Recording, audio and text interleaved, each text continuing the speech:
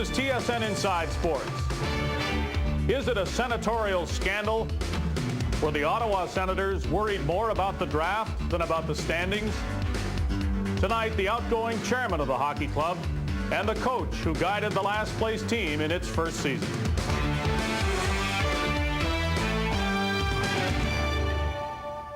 Welcome to TSN Inside Sports. I'm Dave Hodge. Our first order of business today is to tell you about tomorrow's show, because tomorrow's show is a day in the life of and a feature interview with Eric Lindros. We say that now because the Eric Lindros show was supposed to run today.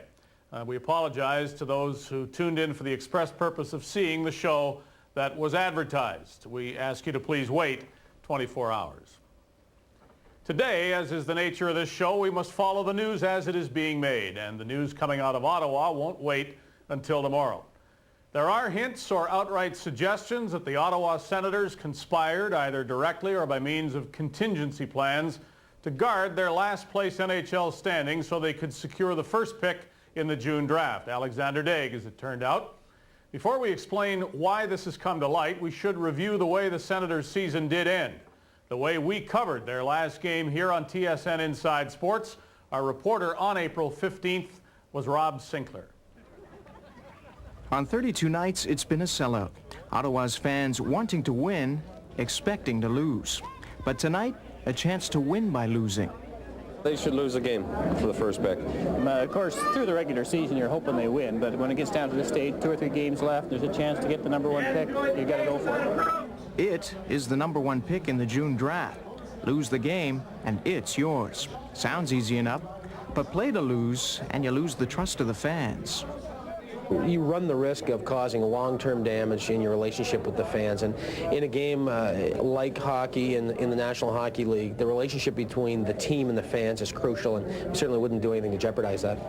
But by beating Boston, you jeopardize the future, the appeal of an Alexander Daig. So we're looking forward to seeing you next season. Okay. Yeah. The Senators know a win forfeits the future, but they're paid to win. And as they hit the ice, the fear is they might. However, once the game begins, it's obvious they won't. Ivor checks him, Juneau gets him. Shot in for Neely, scores! Cam Neely coming off the corner on a beautiful feed from Murphy, and the Bruins lead 3-0. It's obvious the future is Daig. He can see it. He knows it. And though it hurts him to see it, the head coach knows it too. Right now, I really haven't thought of it. I really haven't. My thoughts and my feelings are for the players in the room that have given me everything that I could ask for this year. Looking back, maybe 2 months from now, we'll say, gee, it was good that we lost that game as far as, the draft goes, and, hey, we get the first pick, but guys in here wanted to win it as bad as any other game. Obviously, the front office and the scouting staff, they have their plan, their game plan, their 5-year game plan, but us as players, we're well aware of that, but hey, when the pucks drop, we've given 100% all year, and nothing was going to change that tonight. Any change now is for the better. This season's over, and the process of building for next year is already underway. For TSN Inside Sports, I'm Rob Sinclair in Ottawa. That was then as the NHL season was ending. Now come reports of meetings between players and the owner, between members of Ottawa Senators management, and casual conversations involving members of the Ottawa media that suggest a certain lack of integrity in the way the Senators approached their task, which should have been to try their best to win every game, but which might have been, in their minds, to draft and sign Alexander Daig. Supposedly present at all of these meetings was the Senators' chairman, Bruce Firestone, who announced 2 days ago that he would leave that position at the end of this month. He joins us now from Ottawa. Bruce, this story apparently begins with a meeting that you were to have held with 4 members of the Ottawa Senators, 4 players that is.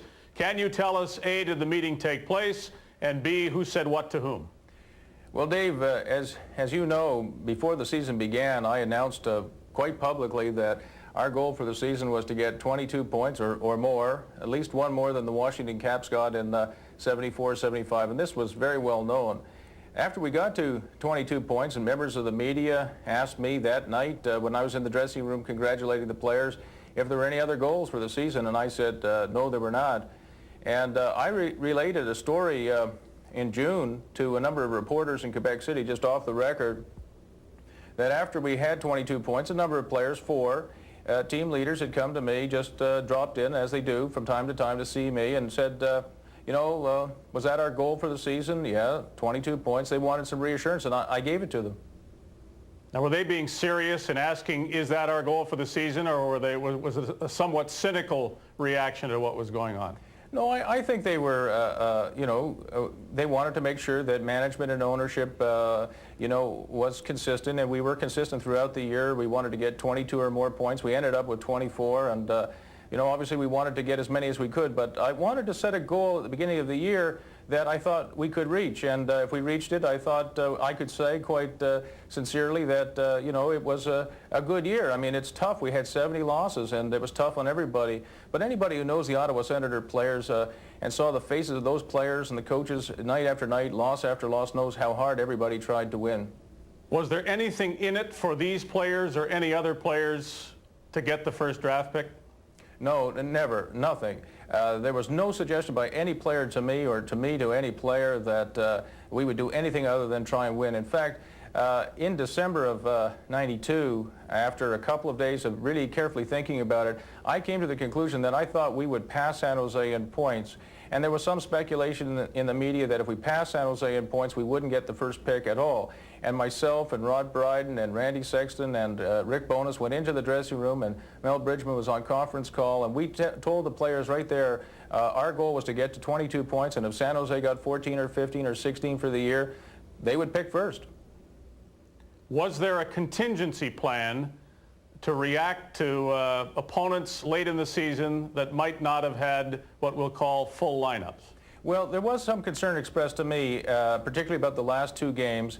The last 2 teams coming to see us and to play the Senators were Quebec and Boston. There was some concern that Quebec had established itself number 2 in the division and Boston number 1. There was some concern that maybe they would bring their B teams, play some of their younger players against us, and ice less than their best players. I told members of our management that that would not happen. There was the Gretzky rule, the NHL rule bylaw that said every team must play their best players in every regular season game. So I reassured everybody that would not happen.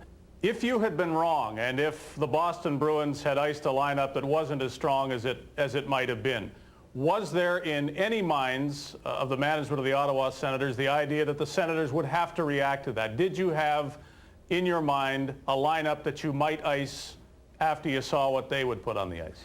Well, we really never considered that Boston or Quebec would do anything improper. Well, somebody did, Bruce. You said that somebody did. No, what I'm saying, we never considered that as a realistic possibility, Dave, that anybody would bring the B team. You know, Brian Sutter and Pierre Paget and the rest of the organizations are very competitive.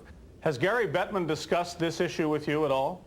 Well, this has never been discussed between me and Gary Bettman or any member of the NHL or by any member of the NHL with any member of the Senators until just today. In fact, I called Gary to tell him that as a surprise to me, and I'm sure as a surprise to him, there's some stories going around on this subject. Do you see anything wrong with the way Ottawa conducted itself late in the season or with the way Ottawa is conducting itself now in terms of what is being said? No, I think we did things that we kept our integrity throughout the process. We played as hard as we could.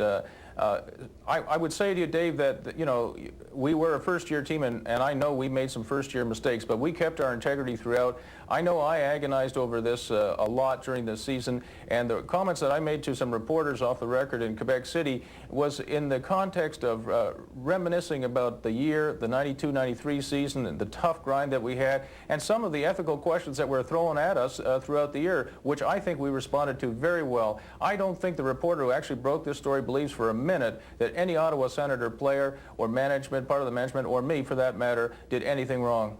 But might have done something wrong if circumstances were different. Any discussion at all about what has to be done to get the first draft pick can be seen as plotting to do something that the NHL wouldn't want done. Well, Dave, you have to remember that in our local newspaper here, they ran what was called capital punishment. They compared us pretty much every day to the old Washington Capitals. Were we going to be the worst ever team? And then after we proved that we weren't the worst ever team, that same newspaper ran what was called the Daigle Cup, would we secure services of Mr. Daigle? So there was tremendous speculation in the media about whether we would get the first draft pick or not. Miami and Anaheim entering, there was speculation, would we get the first pick even if we did finish last? All the more reason why the Senators should have done everything possible to prevent just what is happening this week from occurring in the media. I would agree with that, David, and I would say to you, if I'm going to admit to anything, I think some of the remarks I may have made in Quebec City when we were all having a beer at Le Club Sportif may have been intemperate, but clearly the Senators and myself did nothing wrong.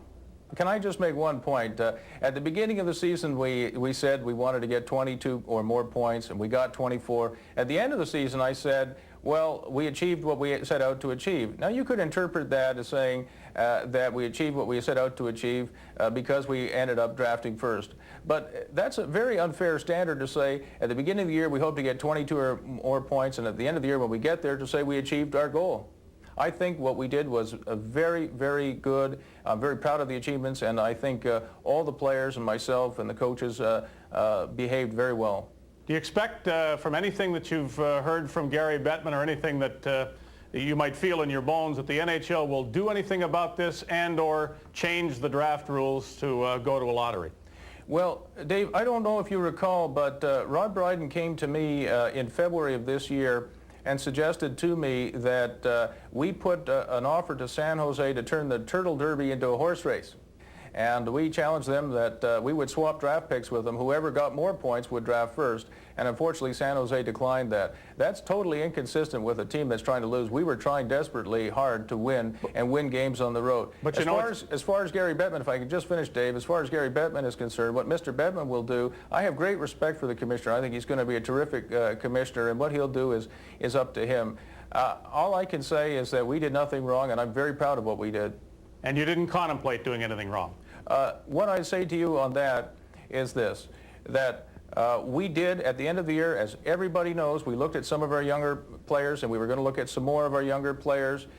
We did have a goal set for the team. Let's get 22 or more points. We did a lot of things, and they were all done in the public. When I mentioned some things off the record to reporters in Quebec City, these were things reminisced about things that happened during the year, and almost all of it, if not all of it, was well known in the public. Bruce, thank you very much. Thank you very much, David. The commissioner of the NHL has said nothing publicly about this story out of Ottawa, but a spokesman at the NHL offices in New York told us today Gary Bettman is aware of what is being written and talked about and may have a comment later. The coach of the Ottawa Senators is Rick Bowness, who presided over the team's last place finish in its first season. When TSN Inside Sports continues, we'll ask him whether it just happened that way or whether he got any encouragement as the season wound down. We'll be right back. TSN Inside Sports, brought to you by Canadian Tire. There's a lot more to Canadian Tire for a lot less.